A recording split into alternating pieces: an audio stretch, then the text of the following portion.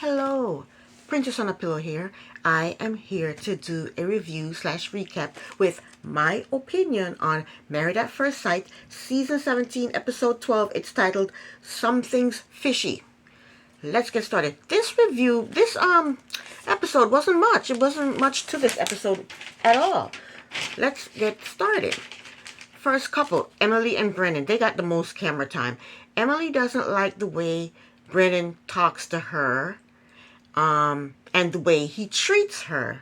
She says he is running and looking for a way out. Emily, stop beating a dead horse, okay? Brennan does not want you at all. Anyway, next, a friend of Emily's comes over, and she told the friend that she got upset with Brennan because of his lack of response, and he is not showing any effort towards the marriage. She said he doesn't even know when she's upset. So we see a clip of Brennan telling Emily that they should just be friends because he is not comfortable with being married anymore. So Emily wants to do a reset. I swear, in that clip, she said she was the one that wanted to do a reset. And he said he just wants to be friends. That's two different things. They're not on the same page. He said, let's just be friends. She said, let's do a reset.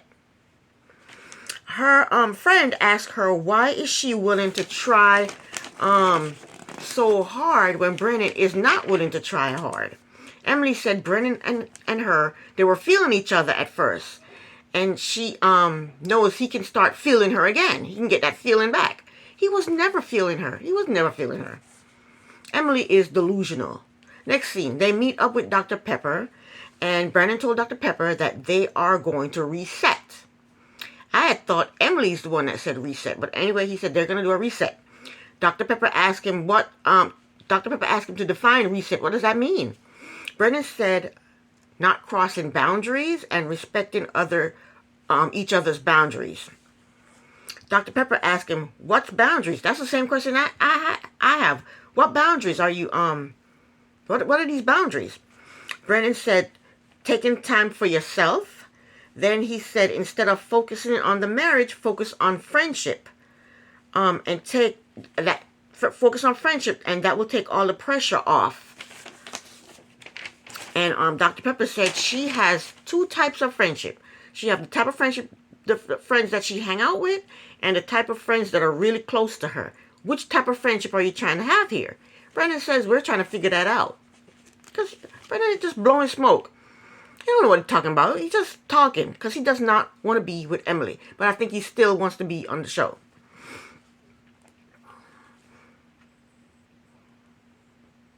He said, we're going to try to figure it out because we don't want to give up. He's trying to tell Dr. Pepper what she wants to hear. So Dr. Pepper asked Brennan to give her 5 things that he really likes about Emily. He was struggling. He couldn't tell her 5 things that he liked about. He was like, it took him forever. And he only said 3 things. He said, she's really caring. She's really awesome. When they hang out, she's really awesome to hang out with. And they have a lot of fun together. That's it. Those were 3 things that he claimed he liked about her. I can say that about anybody. I can say that about a coworker. I can say that about anybody. I mean, Emily said the 5 things she likes about him is he's caring, he's loyal, he's smart, he's funny, and he's trustworthy. He's caring. I don't see him caring about you. He's loyal. I don't think he's loyal. Maybe he's loyal by not coming out and saying that I'm not attracted to her, but he's loyal for his benefit, not for yours. He doesn't want to look like an ass. She said he's smart. Where? Where is he smart? My berets showing. Berets. Where is he smart? She said he's funny. How is he funny? He hasn't made me laugh. She said he's trustworthy. He is not trustworthy. He is not trustworthy. He wants nothing to do with you. How do you know he's trustworthy? Anyway, Dr. Pepper told them that she liked Emily's list better than she likes Brennan's list. Dr. Pepper, Brennan does not like Emily at all, okay? Emily told Dr. Pepper that she has hope because of their strong emotional connection.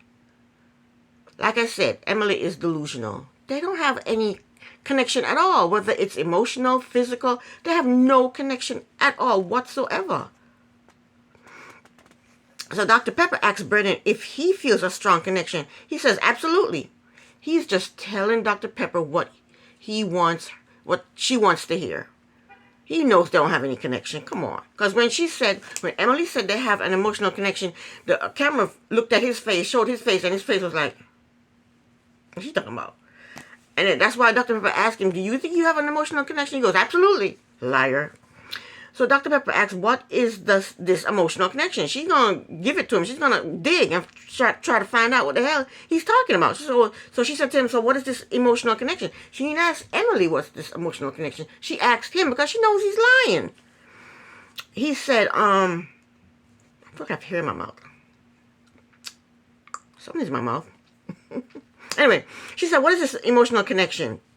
Brennan said they have the same values, they have the same goals on raising kids, and they have the same religion. Something is in my mouth. Anyway, I haven't been eating in a while, so I don't know what's in my mouth. Anyway, so Brennan said they have the same values, they have the same goals on raising kids, and they have the same religion. That's not an emotional connection. You can go out there and ask 5 people if they have the same goals and values on raising kids. And they'll say yes. You can go outside and find 10 people. That's not an emotional connection.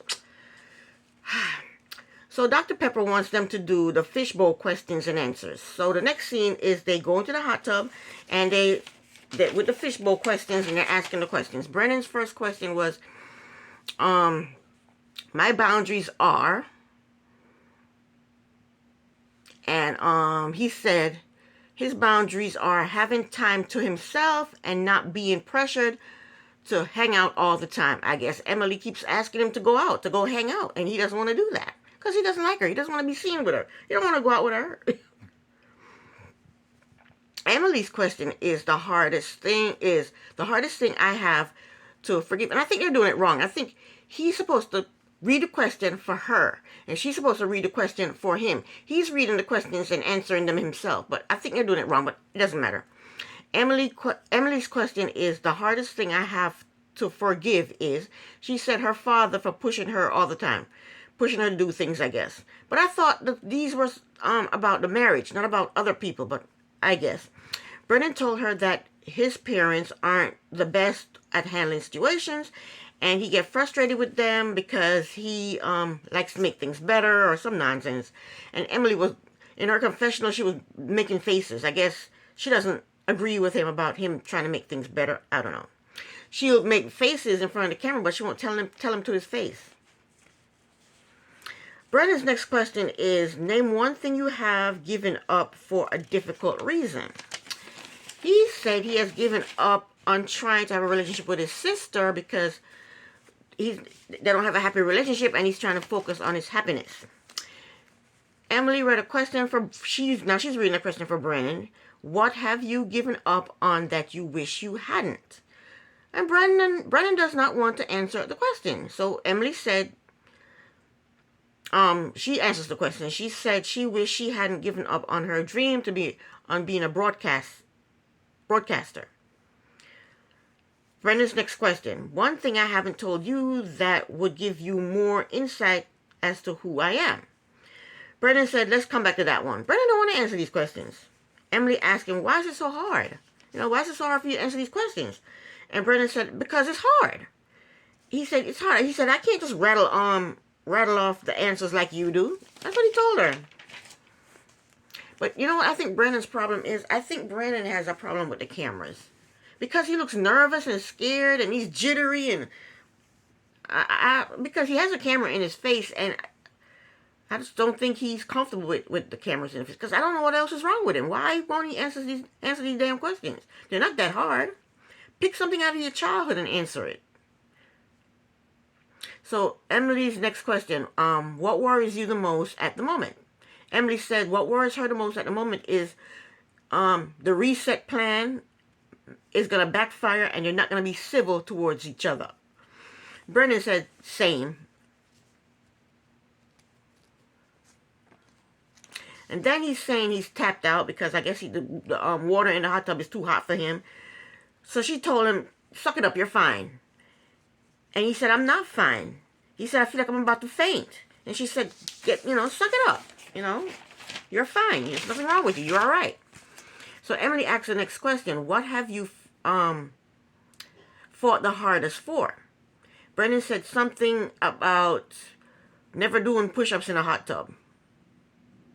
And then Emily said something sarcastic because he said something stupid, so she said something sarcastic. And then Brennan said, you don't have to be like that. And then Emily told him, yeah, I have to be like this because you're acting the way you're acting and it's making me feel like shit because he's not taking it seriously and he's not answering the questions. So Emily answers the question. She said, what have you fought the hardest for? She said, probably us in this marriage is what she's fought the hardest for. And Brennan said, same. He's being an ass. So Emily read the next question. I can be sensitive about blank and why. Emily said she is sensitive about everything and everybody because she cares too much. Brennan said he is sensitive when someone questions his character or makes something bigger than what it is. And he's talking about Emily. He's being an ass and he's talking about Emily. So they go back to the apartment and Brennan is pissed because when he was saying that he wasn't feeling good in the hot tub, she told him to suck it up. He's fine. And he didn't like that she said that. I guess she wanted to say, oh, poor baby. And she's pissed at him because he wouldn't answer the question. And that's the end of them. Next is Becca and Austin. Becca took Austin to a photo studio where she works. And she invited his friend and his whole family to come take pictures. And they're taking pictures of his family and the kids. And Austin is impressed with Becca's rapport with the kids. So, after that, they get a couple of fish because they're not having kids right now, so they get a couple of fish to take care of. Because I guess that's their kids. Next scene, Austin takes Becca out to eat with his parents. And he says he wants his parents' approval. How do you want your parents' approval when you married at first sight? You took that away from them by marrying at first sight. You took their approval away from them by marrying at first sight. Austin, now you want their approval? Now if they say, we don't like her, you're going to say, bye. I think Austin is playing around with Becca. I think he's just playing with her. And he needs to shave. He got hair all down here. Come on, shave that off. So they talked about, at the dinner, they talked about him working at the restaurant. I guess he used to work at the restaurant. They talked about the photo shoot. Becca asked his parents a lot of questions about Austin. They talked about the family, Becca's family line. They talked about the fish that they just bought, the fishes that they just bought. And the parents told Becca that they liked her. So Austin, there's your approval. Are you happy now? What else are you going to come up with to throw a wrench in this relationship? I'm surprised I didn't talk about religion. That's the end of them. Next is Claire and Cameron. Dr. Pia called Claire and Claire told her that Cameron has health issues. Then she starts to cry. She said she feels guilty because being married to her stressed him out. She didn't say it like that, but that's what I got out of that, right? She said Cameron told her not to worry, and Dr. Pia told her not to blame herself for his health issues. Next, we see Cameron. He said he has developed a heart condition. In a couple of weeks, he's having a heart procedure done. He said his separation from Claire accelerated his heart condition, and he can't get his heart rate down. Next scene, Claire meets up with her cousin, and she told her cousin that her and Cameron are separated, and he is having healthy issues, and she feels sad. The cousin said at least it wasn't a bad breakup. Claire said Cameron was everything she asked for, but they were just not compatible. She wants to be there for him because he has no family here in Denver. And that's the end of Claire and Cameron. Next up, Michael and Chloe. They found a bride for Michael. Her name is Chloe, and she's 39 years old. And I think she's too mature for him. He said he wanted someone silly. She don't look like a silly person that's laughing, just carefree and easygoing. She don't look like that type of person to me. She looks too mature for him. Anyway, so she's out with her friends and she's letting them know that she signed up for the show. And then Dr. Pepper pops up and tells her that you're getting married in 2 days. So next, she goes dress shopping. Oh yeah, they said they're not gonna tell her. Dr. Pepper said they're not gonna tell her about him getting stood up at the altar, and I'm glad that they didn't tell her, because she needs to look at him and analyze him and accept him for who he is and decide if she likes him or not. But I don't think she's gonna like him. I don't think they're gonna like each other at all. Next, Chloe goes dress shopping. The first dress she tried on looked like a cotton candy with pink poofed out fluffy dress. It was ugly. It had a big old bow up in the back area right here. It was hideous. The second dress she tried on was better. It had lace in the front and it was form-fitting all the way down. I didn't like the sleeves. The sleeves looked crazy, but it was cute. I liked the train in the back, and she chose that dress. And that was it. That was the end of Married at First Sight. And this is the end of my review. Thank you so very much for watching. Princess on a Pillow here. Bye.